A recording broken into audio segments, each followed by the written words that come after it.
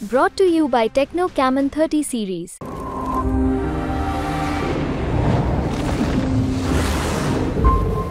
नमस्कार दोस्तों, न्यूज़ तक के इस खास शो में आपका स्वागत है। मैं हूं नीरज।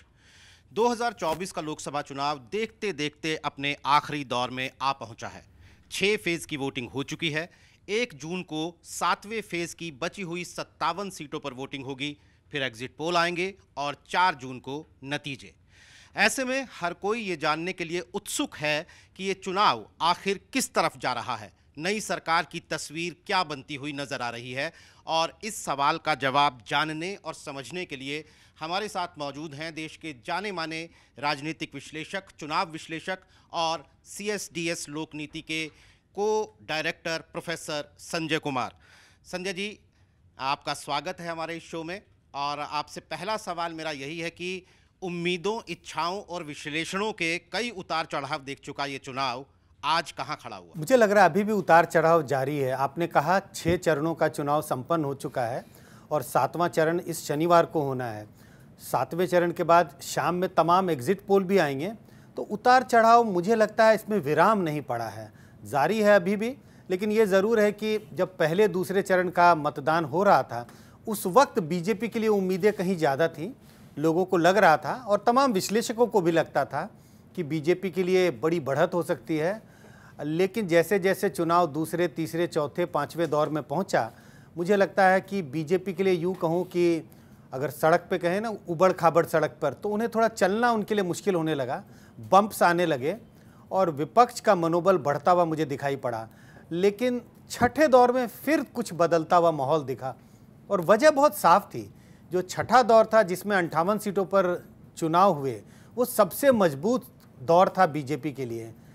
58 सीटों में से 40 सीटें बीजेपी जीती हुई थी 2019 के चुनाव में, और उनका वोट छठे दौर में 2019 के लोकसभा चुनाव के आधार पे 47% वोट था। तो ऊबड़ खाबड़ ज़मीन पर चलती हुई बीजेपी फिर समतल ज़मीन पर छठे दौर में आई और अभी 7वें दौर का इंतज़ार करना चाहिए। सर, अप्रैल के मिड ऑफ द अप्रैल यानी पहले फेज़ की वोटिंग से पहले CSDS लोकनीति ने एक सर्वे किया था जिसके मुताबिक NDA को 46% वोट मिलता हुआ नज़र आ रहा था और कांग्रेस और उसके एलाइज यानी इंडिया गठबंधन को 34%, 12% का बड़ा अंतर था। आज जबकि 1.5 महीना बीत चुका है और 6 फेज़ की वोटिंग बीत चुकी है, क्या आपको लगता है कि उस स्थिति में कोई बदलाव है? बिल्कुल बदलाव दिखाई पड़ता है। जिस सर्वे का आप जिक्र कर रहे हैं, ये 8 अप्रैल को हमने आखिरी सर्वे किया था, मतलब ये पहले सप्ताह अप्रैल का किया हुआ है। आपने ठीक याद दिलाया, हमारा अनुमान था 40% वोट बीजेपी के लिए और उनके सहयोगियों के लिए 6% वोट। कांग्रेस के लिए अनुमान तकरीबन 24% का था और उनके सहयोगियों को कुछ वोट आ रहे थे, फासला बड़ा था।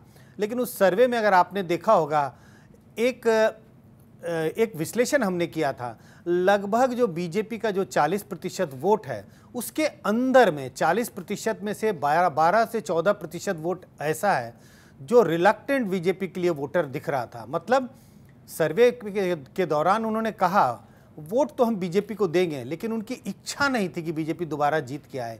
तो हमने उसको एक नाम दिया, रिलक्टेंट बीजेपी वोटर। लेकिन ये रिलक्टेंट बीजेपी वोटर अप्रैल के महीने में तो उसे लग रहा था कि बीजेपी को पसंद ना भी करते हुए उनका वोट बीजेपी के तरफ जाएगा। उस वक्त एक भी चरण का मतदान नहीं हुआ था। मुझे लगता है 6 चरणों के मतदान में वो रिलक्टेंट बीजेपी का वोटर है, उनमें शिफ्ट हुआ है, उनमें बदलाव आया है। और वो रिलक्टेंट बीजेपी वोटर क्यों था? उन्हें इच्छा नहीं थी, उनके मन में ये था कि बीजेपी को शायद चुनाव नहीं जीतना चाहिए, लेकिन जो कहते हैं मन मार के उनका वोट बीजेपी की तरफ जाता हुआ दिख रहा था, क्योंकि उन्हें लगता था कि विपक्ष कमज़ोर है, कोई ऑल्टरनेटिव नहीं है। शायद जैसे जैसे चुनाव दूसरे, तीसरे, चौथे, 5वें दौर में गया, उन्हें लगने लगा कि कुछ मुकाबला है और उनमें से कुछ वोटरों ने मेरे हिसाब से अपना मन बदला है और जो बीजेपी को वोट देने का मन बनाया था उनका वोट कांग्रेस या अन्य पार्टियों की ओर शिफ्ट हुआ है। इसी के लिए मेरा आज का अनुमान ये होगा, आज का मतलब 7वें दौर को भी अगर हम एक आकलन कर लें, 40% पे बीजेपी नहीं है, उसका वोट नीचे जाएगा। लेकिन पिछली बार जितना उनको वोट आया 37.5% वोट था, 40 और 37.5 के बीच में कहीं अटकता हुआ मुझे दिखाई पड़ता है। संजय जी, इसी से जुड़ा हुआ एक सवाल है। जो आपका सर्वे हुआ था उसमें आपने एक और सवाल पूछा था कि कितने लोग चाहते हैं कि सरकार लौट कर आए और कितने लोग चाहते हैं नहीं लौट कर आए। तो ये अंतर जो है 5% था। 44% लोग चाहते थे कि सरकार दोबारा आए और 39% चाहते थे कि ना आए। और अगर आप पिछले चुनाव का देखें या आपने जैसे पिछले 2004 से भी आंकड़ा दिया था तो ये गैप कम हो गया। मतलब 2014 के मुकाबले भी देखिए या 2019 के मुकाबले खास तौर पे कि 2019 में ज़्यादा लोग चाहते थे कि मोदी सरकार लौट के आए और 2024 में कम लोग चाहते थे या ज़्यादा लोग चाहते थे कि वो वापस ना आए। तो इसको वोट शेयर में अंतर 12% का था या 10% से अधिक था, ये कम था। हाँ, नहीं, आपने ठीक कहा।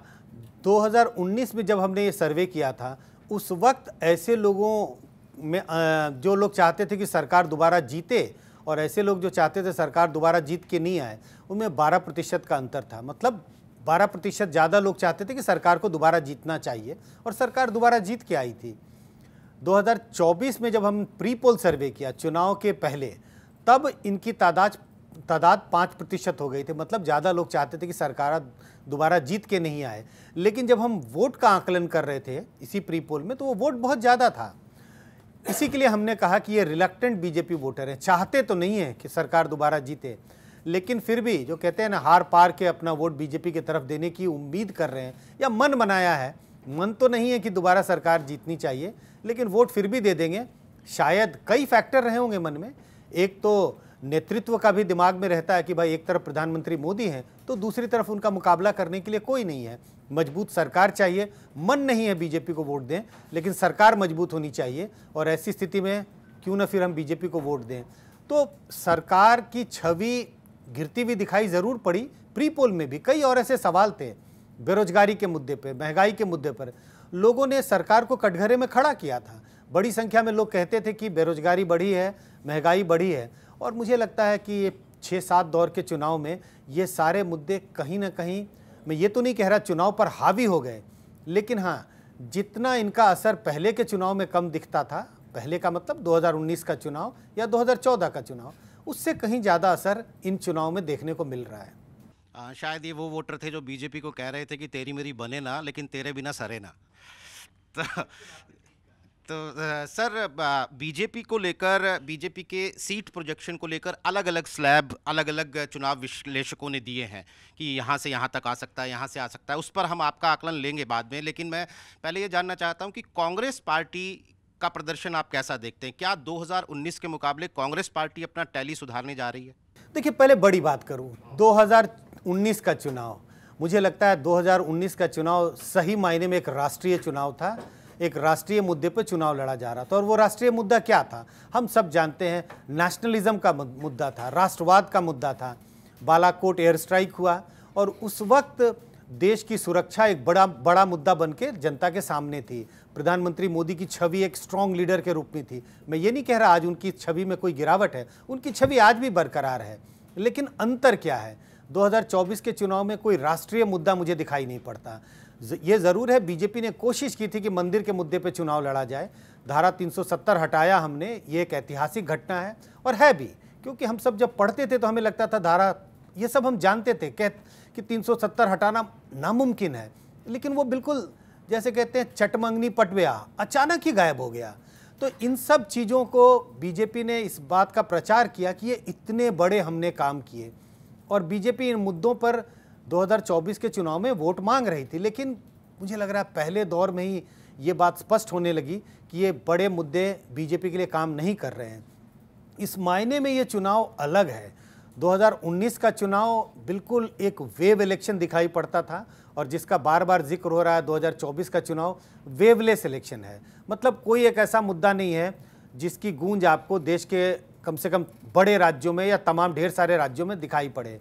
तो अगर 2019 जैसा चुनाव दिखाई नहीं पड़ता तो, और वो बीजेपी के लिए थोड़ा आकलन कम दिखता है, तो अगर 2019 के जैसा चुनाव नहीं है, इसके हिसाब से बीजेपी मुझे थोड़ी नीचे जाती हुई दिखाई पड़ती है।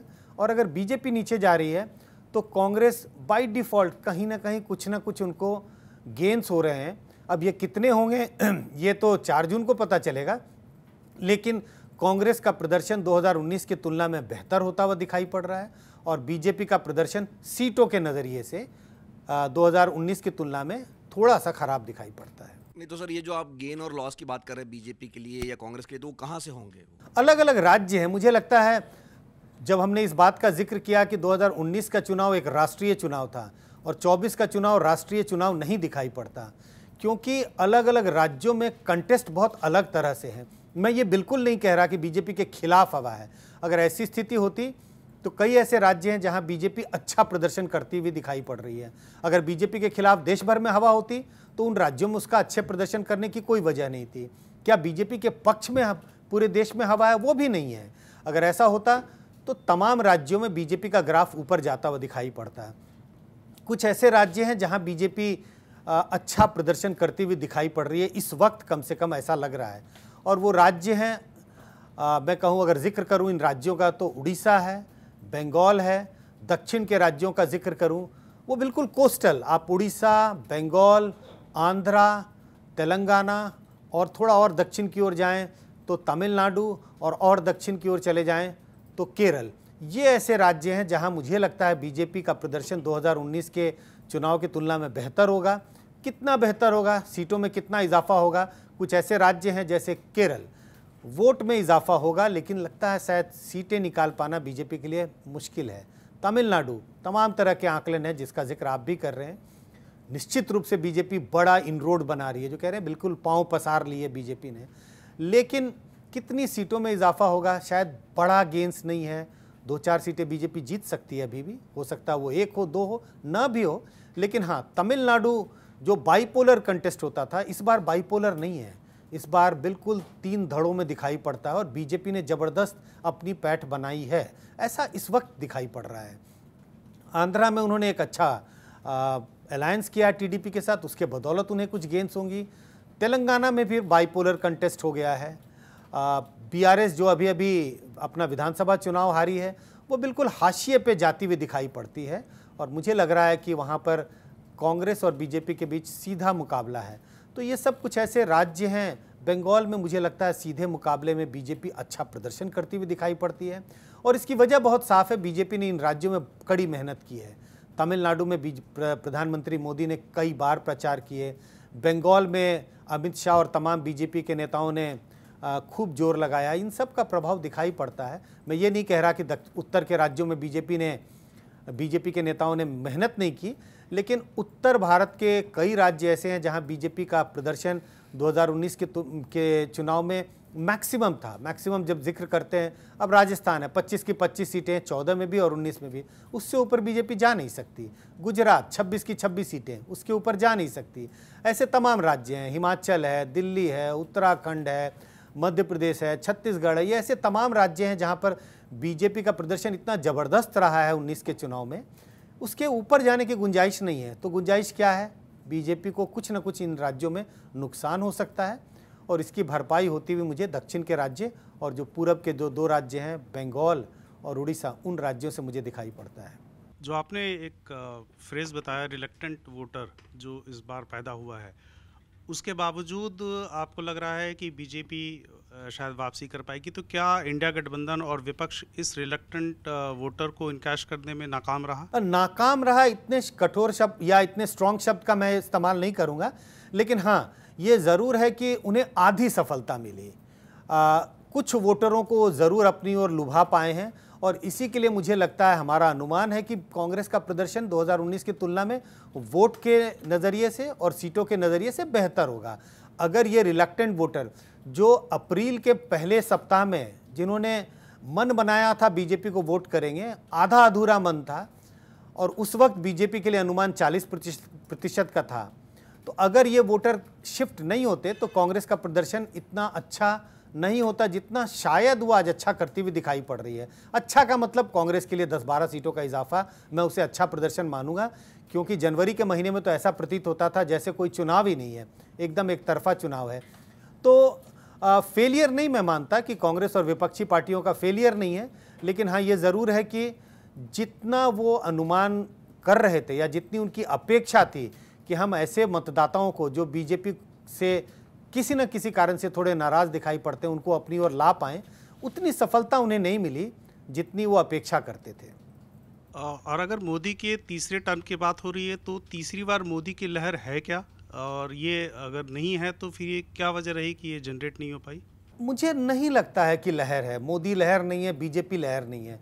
अलग अलग राज्यों में कह सकता हूँ कि छोटी छोटी तरंगे हैं, और लहर का मतलब होता है जब पूरे पानी का बहाव या हवा का बहाव एक तरफ होता है, तब हम लहर देखते हैं। लेकिन जिन राज्यों का मैंने जिक्र किया तो लहर नहीं है, तरंगे हैं। अगर किसी राज्य में तरंग बीजेपी के पक्ष में है तो कोई दूसरा राज्य है, पड़ोसी राज्य, जहां वो जो तरंग है, वो छोटी तरंग है, वो बीजेपी के खिलाफ है, तो ये एक दूसरे को कट कर रही हैं। इसी के लिए आपको एक लहर दिखाई नहीं पड़ता। अगर सारे राज्यों में कमोबेश एक तरफा हवा होता तब हमें लहर दिखाई पड़ती, और इसी वजह से मैं नहीं मानता कि कोई लहर है। बीजेपी इसके बावजूद अच्छी सीटें ले आ सकती है, बीजेपी की सरकार बन सकती है, जिसकी पूरी पूरी संभावना है। अपने दम पर बीजेपी बहुमत ला सकती है। इसके बावजूद मैं कहूँगा लहर वाला चुनाव नहीं था, छोटी छोटी तरंगें थी, और वो तरंगें इस कारण से हमें नज़र नहीं आ रही थी क्योंकि एक दूसरे को काट रही थी। कई राज्यों का मैंने जिक्र किया जहां बीजेपी 2019 की तुलना में अच्छा प्रदर्शन कर रही है, और कई ऐसे भी राज्य हैं जहां बीजेपी का प्रदर्शन 2019 की तुलना में खराब है। तो ये कहते हैं कैंसिलिंग आउट ईच अदर। इस वजह से हमें ये कोई लहर दिखाई नहीं पड़ी। बहुत सारे अनुमानों और आकलन में एक बात ये भी आ रही है कि बीजेपी को अलायंस मतलब एनडीए गठबंधन का उतना फ़ायदा नहीं मिल रहा है, लेकिन जो कांग्रेस को जो फ़ायदा मिल रहा है वो अलायंसेस का ही मिल रहा है।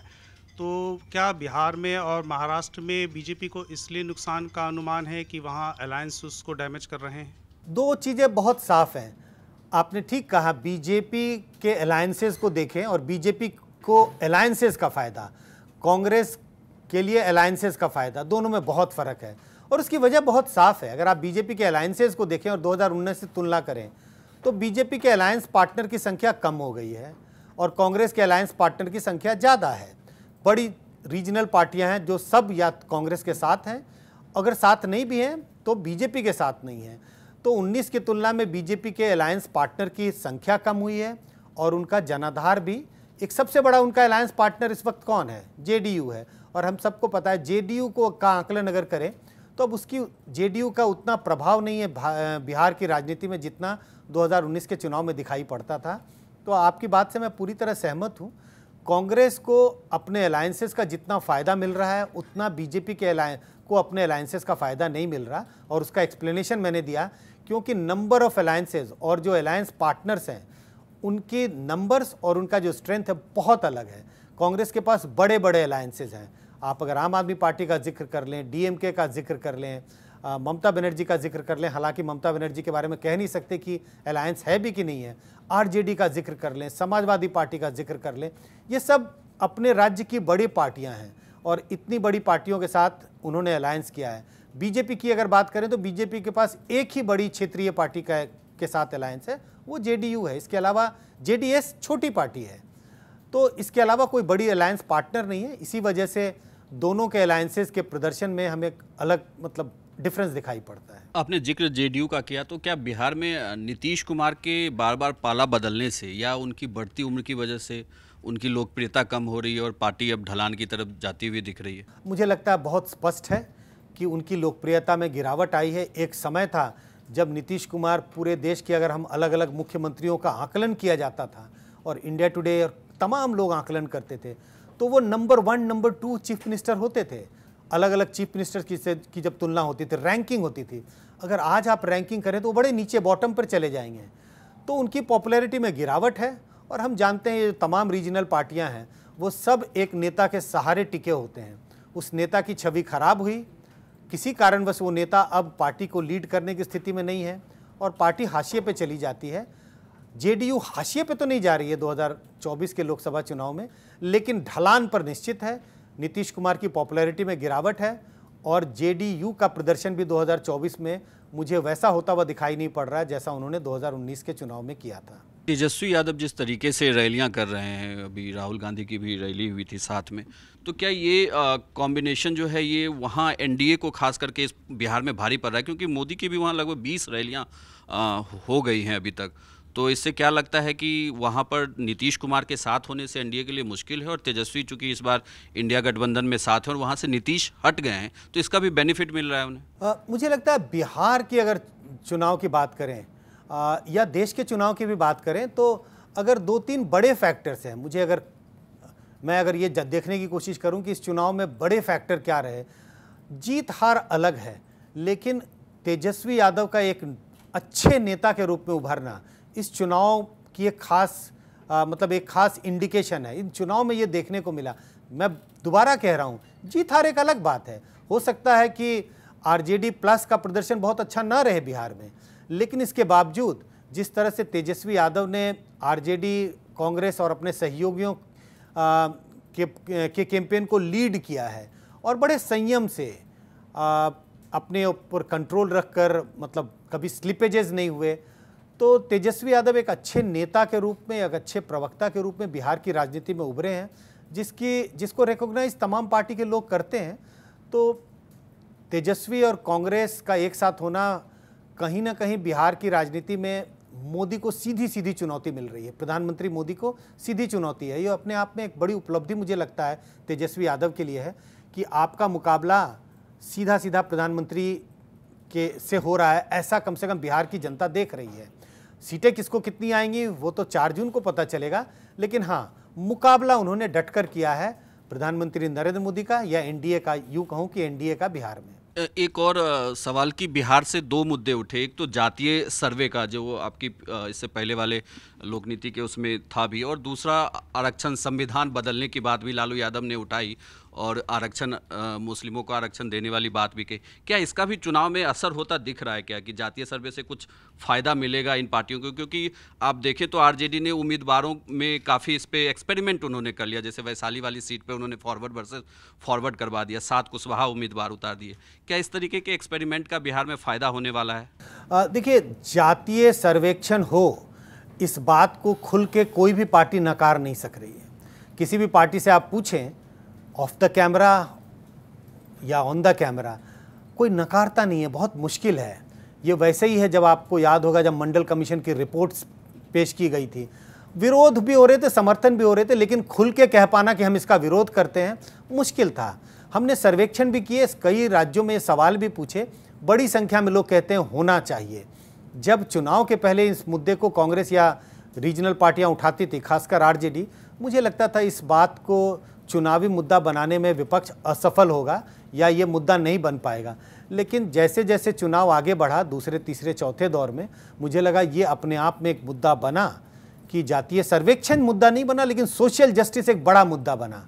और ये इतना बड़ा मुद्दा बना, और मैं इस वक्त संविधान बचाओ और लोकतंत्र बचाओ का भी जिक्र करूँगा, जिन मुद्दों पर कांग्रेस और विपक्षी पार्टियों ने, खासकर आरजेडी, समाजवादी पार्टी, इन पार्टियों ने खुलकर प्रचार किया। मुझे लगता था शुरू में कि ये ऐसे मुद्दे हैं जिस पर आप चुनाव नहीं लड़ सकते, चुनाव नहीं जीत सकते। जीतने की स्थिति में आज भी इंडिया गठबंधन नहीं है, लेकिन उस वक्त मुझे लगता था कि ऐसे मुद्दे हैं जिसका जनता के साथ कोई सरोकार नहीं है। लेकिन चुनाव जिस तरह से बदला मतलब नैरेटिव कैसे बदला, प्रधानमंत्री मोदी, बीजेपी के तमाम नेताओं को इस बात की पे सफाई देनी पड़ी कि क्यों संविधान बदलने की हमारी कोई प्लान नहीं है। इस तरह से ये जो मुद्दे थे, ये एक बड़े मुद्दे के रूप में उभरा इन चुनाव में। तो आरजेडी, कांग्रेस और तमाम विपक्षी पार्टियों ने अच्छी कैंपेनिंग की, इन मुद्दों को जनता तक ले जाने में सफल दिखाई पड़े। और सफलता का पैमाना, फिर मैं कहूँगा जीत हार नहीं, लेकिन सफलता का पैमाना यह है कि आप बीजेपी जो इतनी मजबूत पार्टी दिखाई पड़ती है भी मजबूत, तमाम आंकड़ों के नज़रिए से देखें, वो इस बात का बार बार जिक्र होता है कि कितने लोग बीजेपी के मेंबर हैं, लेकिन आप वोट प्रतिशत, सीटों के प्रतिशत के हिसाब से भी देखें तो बड़ी पार्टी है। प्रधानमंत्री मोदी और तमाम बीजेपी के नेताओं को उसको रिस्पॉन्ड करना पड़ा। ये अपने आप में एक तरह से संकेत देता है कि ये सारे मुद्दे जनता के बीच में कहीं ना कहीं सफल होते हुए दिखाई पड़ रहे थे। संजय सर, लोग कहते हैं, पॉलिटिकल एक्सपर्ट्स, कि उत्तर प्रदेश और महाराष्ट्र ये 2 स्टेट ऐसे होंगे जो तय करेंगे कि बीजेपी की फाइनल टैली 4 जून को हमें क्या देखने को मिलेगी। CSDS का डेटा हमें पोस्ट पोल इलेक्शन 2019 का ये सजेस्ट करता है कि उत्तर प्रदेश में महागठबंधन बना, इसके बावजूद जो गैर यादव OBC वोट है, अच्छा खासा दलित वोट है, ये बीजेपी और एनडीए के साथ रहा 2019 में। लेकिन जब मायावती आज उत्तर प्रदेश में एक त्रिकोणीय चुनाव बनाने की कोशिश कर रही हैं, तो आज जब छठे चरण के चुनाव संपन्न हो चुके हैं और 7वें चरण की वोटिंग होगी, तो आप यूपी में क्या देख रहे हैं? क्या दलित वोट जिस तरीके से 2019 में बीजेपी के साथ था वो उसके साथ है, या बसपा अपने कैडर को बचा कर रख पा रही है? गैर यादव ओबीसी वोट में भाजपा ने जो मजबूती बनाई थी, क्या भाजपा आज उस मजबूती पर कायम है, या अखिलेश यादव के गठबंधन के जो नए नए प्रयोग हैं वो इस वोटर्स को अपनी ओर आकर्षित कर रहे हैं? देखिए, यूपी का चुनाव जिस तरह से लोगों का अनुमान था उसमें मैं भी शामिल हूँ। मुझे लगता था कि खासकर 22 जनवरी को जो प्राण प्रतिष्ठा का कार्यक्रम हुआ उसके बाद लग रहा था कि बिल्कुल यूपी में तो एक लहर होगी, राम मंदिर की लहर होगी। और मुझे लगता था 72-74 बीजेपी बड़े आराम से उन आंकड़ों को छू लेगी, लेकिन आज ऐसी स्थिति दिखाई नहीं पड़ती। आपने जिस बात का जिक्र किया कि मायावती ने इसको त्रिकोणीय चुनाव बनाने की कोशिश की, वो कोशिश ही रह गई है। अलग चुनाव लड़ रही हैं, आपके ही शब्द का मैं इस्तेमाल कर रहा हूँ, वो कोशिश रह गई, त्रिकोणीय चुनाव बना नहीं। और कोशिश इसी के लिए वो सिर्फ कोशिश रह गई क्योंकि उनका कोर वोटर को भी ये लगने लगा कि मायावती के साथ वोट देना शायद अपने वोट को बर्बाद करना हो। मेरा अपना अनुमान है बीएसपी का वोट बहुत नीचे जा रहा है, क्योंकि मतदाता, हिंदुस्तान का एक आम मतदाता अपने वोट को बर्बाद नहीं करना चाहता। वो ये चाहता है कि उसके वोट से कुछ नतीजे निकलें, कम से कम उनका वोट, अगर उनका चुनाव सिलेक्शन सही ना भी रहे तो कम से कम जीतने वाले को ना मिले तो कम से कम हारने वाले की तरफ जा रहा हो। लेकिन ऐसी पार्टी को वोट देने का मन बिल्कुल ही नहीं होता जिसके जीतने की कोई संभावना नहीं है। तो त्रिकोणीय मुकाबला नहीं बना है, और इसकी वजह मुझे लगता है कि दलित वोट जो है मायावती का वो शिफ्ट हुआ है। 2019 के आंकड़ों का आप जिक्र कर रहे थे, बिल्कुल 2019 के चुनाव में तो दलित वोट काफ़ी हद तक, गैर जाटव दलित वोट बीजेपी के पक्ष में यूपी में शिफ्ट हुआ, गैर यादव ओबीसी वोट बीजेपी के पक्ष में शिफ्ट हुआ। सब में कुछ ना कुछ बिखराव है, और बिखराव का मतलब उसकी पकड़, बीजेपी की जितनी पकड़ इन मतदाताओं पे थी वो थोड़ी ढीली पड़ी है, और वो कहीं ना कहीं समाजवादी पार्टी गठबंधन की ओर शिफ्ट होता हुआ दिखाई पड़ रहा है। आप देखें, पिछले बार के चुनाव का जिक्र करें तो 1 सीट कांग्रेस के पास, 10 सीटें बीएसपी के पास और 5 सीटें समाजवादी पार्टी के पास।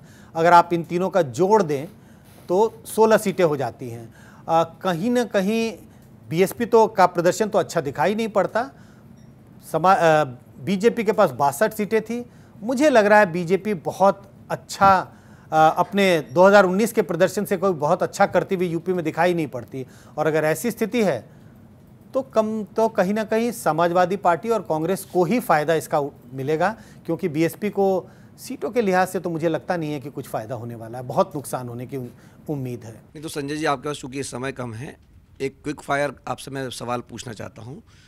आपने कहा सीटें बीजेपी की घट सकती है, इंडिया की बढ़ सकती है, तो राज्यवार हम जान लेते हैं कि उत्तर प्रदेश में क्या एनडीए की सीटें घटेंगी या बढ़ेंगी? एग्जैक्ट तो ऐसा थर्मामीटर तो नहीं है, बहुत मुश्किल है बताना कि सीटें बढ़ेंगी कि घटेंगी। लेकिन यूपी में मुझे लगता है बहुत उलटफेर नहीं है, बहुत बड़ा बदलाव नहीं है बीजेपी एनडीए के नज़रिए से। और अगर ये नहीं बढ़ा रहे हैं सीटें और बीएसपी अच्छा प्रदर्शन नहीं कर रही है तो निश्चित है समाजवादी पार्टी और कांग्रेस की गठबंधन की सीटें बढ़ेंगी, क्योंकि समाजवादी पार्टी को तो 5 सीटें थी और कांग्रेस के पास 1 थी, तो 6 से तो समाजवादी पार्टी कांग्रेस गठबंधन की सीटें ज़रूर बढ़ेंगी। बीजेपी जहां है लगभग वैसे ही वहीं पर है। अब एक सीटों का अनुमान नहीं लगा सकता मैं कि क्या 62 की 64 होंगी कि नहीं होंगी, 65 होगी कि नहीं होगी, और क्या 62 से वो 58 या 55 हो नहीं सकती, वो भी दोनों ही गुंजाइश है। और अगर बिहार की बात करें, जब 40 में से 39 सीटें पिछली बार एनडीए को मिली थी, बिहार बहुत आसान है कह पाना, क्योंकि जब आप 40 में से 39 है तो आपके ऊपर जाने की सीटों के नज़रिए से आपके गिनती में इजाफा होने की गुंजाइश बहुत कम है, नीचे जाने की पूरी उम्मीद है। और मुझे लगता है ऐसा ही कुछ होता हुआ बिहार में भी दिखाई पड़ रहा है। बीजेपी की अपनी सीटें भले का नुकसान भले हो या ना हो, लेकिन उनके सहयोगियों के सीटों में नुकसान होगा, और 39 की रिपीट कर पाना तो एनडीए के लिए बहुत मुश्किल है। और राजस्थान के बारे में भी है, जैसे आपने कहा कि 25 में से 25 सीटें आई थी, तो इस बार राजस्थान में क्या हो सकता है? 14 और 19 दोनों में 25 की 25 सीटें आई थी। हाल ही में कांग्रेस ने अपना विधानसभा चुनाव वो हारी हैं, लेकिन प्रदर्शन उतना बुरा नहीं रहा है। कांग्रेस ने मजबूती से विधानसभा के चुनाव में भी लड़ाई लड़ी। कांग्रेस कई बार अपने विधानसभा के चुनाव हारी है राजस्थान में, लेकिन जब हारती है तो बड़ी बुरी हार होती है। इस बार हारने के बावजूद कांग्रेस का प्रदर्शन अच्छा रहा था, और वो मजबूती मुझे लग रहा है कहीं ना कहीं राजस्थान में भी दिखाई पड़ती है। 25 की 25 सीटें राजस्थान में बीजेपी के लिए जीतना तो मुझे असंभव लग रहा है। कितनी सीटें हारती हैं, कई तरह के अनुमान हैं। कोई कह रहे हैं कांग्रेस बीजेपी 10 सीटें हार रही है, 12 सीटें हार रही है। मुझे लगता है कि इतनी बड़ी हार होना बीजेपी के लिए, और इतनी बड़ी हार का मतलब 25 में से अगर आप 10 सीटें हार रहे हैं तो मैं इसको एक बड़ी हार मानता हूँ। वो मुश्किल है, क्योंकि राजस्थान में बीजेपी ने सिर्फ 25 सीटें जीती नहीं थी, 23 सीटों पर उनका वोट 50% से भी ज़्यादा था। तो इतना बड़ा स्विंग तो मुझे कहीं दिखाई नहीं पड़ता, लेकिन कुछ ना कुछ तो नुकसान बीजेपी को हो रहा है। अब वो 3 सीटों का, 4 सीटों का, 5 सीटों का, ये शायद इसके लिए 4 जून का इंतज़ार करें, लेकिन मुझे लग रहा है लगभग ऐसा ही कुछ लॉस होगा। और हरियाणा की भी बड़ी चर्चा है कि हरियाणा में भी 10 में से 10 सीटें थी पिछली बार। हाँ, कई बार ऐसा होता है, चर्चा ज़्यादा होती है और पता चलता है कि वो हकीकत कम है। बहुत चर्चा है, सारी सीटें हार सकती है बीजेपी, कम से कम 6 हार जाएगी। इतना बड़ा फेरबदल शायद मुझे नहीं लगता है, क्योंकि इतना मतलब बीजेपी के खिलाफ जब तक वो बड़ी लहर नहीं होती, उतनी बड़ी लहर हो तब इतना बड़ा मतलब सफाया हो सकता है। लेकिन अगेन 10 की 10 सीटें थी हरियाणा में बीजेपी के पास, तो नुकसान निश्चित है। 2 सीटों का, 4 सीटों का या 5 सीटों का, थोड़ा सा इंतज़ार कर लें इसके लिए। और दिल्ली में जहां हम बैठे हैं कि वहां पर इस बार आम आदमी पार्टी और कांग्रेस साथ साथ में है। अगर देखिए आंकड़ों के नज़रिए से देखें तो आम आदमी पार्टी और कांग्रेस दोनों के वोट को अगर आप जोड़ भी दें तो भी 7 की 7 सीटों पर बीजेपी का वोट, 2019 के लोकसभा चुनाव के मद्देनज़र में बता रहा हूँ, तभी भी ज़्यादा है बीजेपी का वोट। तो बिल्कुल, और हम जानते हैं 2 पार्टियों का जब गठबंधन होता है तो 100% वोट ट्रांसफ़र भी नहीं होता। अगर 100% वोट ट्रांसफ़र भी हो जाएं तो भी बीजेपी आसानी से 7 सीटों पर जीत सकती है। लेकिन एक बात का ध्यान रखना चाहिए कि 2019 का जैसा माहौल नहीं है आज, जिसका जिक्र मैंने किया। ये 2019 का चुनाव नहीं है। मुझे लग रहा है कई राज्यों में और कई जगहों पर तो जनता चुनाव लड़ रही है। विपक्ष बिल्कुल धाराशायी था, उसे उम्मीद भी नहीं थी कि कुछ इन चुनाव में कुछ कंटेस्ट भी है। मुझे ऐसा लगता था विपक्ष ने अपने सारे हथियार डाल दिए थे जनवरी फरवरी के महीने में। लेकिन जैसे ही जनता को, जो कहते हैं जैसे जैसे सेना को जब उन्होंने देखा, जो फुट सोल्जर से उनको लड़ाई लड़ते देखा, तो ये जो बड़े जो नेता थे उन्होंने बाद में हथियार उठाए हैं। तो माहौल कुछ बदला है, और उस बदलते माहौल में बीजेपी को कुछ नुकसान दिल्ली में भी होगा। लेकिन भारी नुकसान, जब मैं भारी नुकसान का जिक्र करता हूं तो मैं मानता हूं आधी से ज़्यादा सीटें हार जाना वो भारी नुकसान है, ऐसा मुझे दिखाई नहीं पड़ता। 7 सीटों में अभी भी मुझे लगता है बीजेपी के लिए अपर हैंड है। शायद 2 सीटें, 1-2 सीटें अगर बीजेपी हार जाए तो इतना ही नुकसान मुझे दिल्ली में दिखाई पड़ता है। सर जल्दी से महाराष्ट्र का भी जिक्र कर लेते हैं। महाराष्ट्र का भी बेहद उलझा हुआ चुनाव। वो इतना उलझा हुआ है कि वहाँ के वोटर भी के दिमाग में भी बहुत उलझन है, क्योंकि कन्फ्यूज़न इतना ज़्यादा है। तमाम पार्टियां हैं, 2 शिवसेना है, 2 एनसीपी है, और वहाँ जब जाएं आप लोगों से बात करें तो बड़ी एक तरह से उलझन और बहुत डिसएंचैनमेंट बहुत है। लोग कहते हैं वोट किसको दिया, सत्ता सरकार किसके साथ बना ली, अब वो विभाजन हो गया पार्टी में, फिर वो किसके तरफ चला गया। तो कन्फ्यूज़न बहुत है महाराष्ट्र में। लेकिन कुल मिला के मुझे महाराष्ट्र में ऐसा लग रहा है कि सहानुभूति शरद पवार और उद्धव ठाकरे के पक्ष में है, लेकिन जो उनका जो दूसरा धड़ा है उनके पास एडवांटेज है, उनके पास सिंबल था पार्टी का। लेकिन कुल मिला के मुझे लग रहा है महाराष्ट्र विकास आघाड़ी जो कांग्रेस गठबंधन है उनका पलड़ा भारी दिखाई पड़ता है। 48 सीटें हैं, कांटे का मुकाबला है महाराष्ट्र में, लेकिन पलड़ा महाराष्ट्र विकास आघाड़ी का दिखाई पड़ता है। इनको कुछ न कुछ इनको एडवांटेज ओवर एनडीए दिखाई पड़ता है। अब 48 में से इनके पास हो सकता है कि 26 सीटें हों, उनके पास 21-22 सीटें हो सकती हैं। फासला इतना ही, अंतर इतना ही मुझे दिखाई पड़ता। लेकिन अगर इस नज़रिए से भी देखें तो एनडीए को 2019 की तुलना में भी नुकसान होगा, क्योंकि एनडीए ने 48 में से 41 सीटें जीती थी 2019 के चुनाव में। सर आखिरी कर्नाटका के बारे में भी आपका एक विश्लेषण। हाँ, कर्नाटका का हमने जिक्र नहीं किया। साउथ का एक राज्य ऐसा है जहाँ पर एनडीए या बीजेपी को नुकसान होने की गुंजाइश है, और उसकी वजह बहुत साफ है। 28 में से बीजेपी ने 25 सीटें जीती थी 2019 के लोकसभा चुनाव में।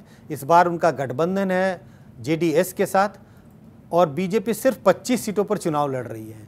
25 सीटें उन्होंने पिछली बार जीती थी, इस बार 25 सीटों पर चुनाव लड़ रहे हैं। कर्नाटक में कांग्रेस की सरकार बनी है, और कर्नाटक से कांग्रेस के 3 बड़े नेता हैं। उनके राष्ट्रीय अध्यक्ष कर्नाटक से हैं, चीफ मिनिस्टर और डिप्टी चीफ मिनिस्टर जो कर्नाटक के ही नहीं देश के कांग्रेस के लीडरों की अगर चर्चा करेंगे तो उसमें एक बड़े नेता के रूप में और संगठन के लिए काम करते हैं। इस हिसाब से बीजेपी को नुकसान कर्नाटक में भी निश्चित है। 25 की 25 सीटें जीत पाना मुश्किल है। आंकड़ों का अगर जिक्र करें तो तमाम आंकड़े आ रहे हैं, 12 सीटों का नुकसान, 15 सीटों का नुकसान, 6 सीटों का नुकसान। मुझे लगता है आंकड़ों के जाल में अभी ना फंसे, लेकिन नुकसान निश्चित है बीजेपी को कर्नाटक में।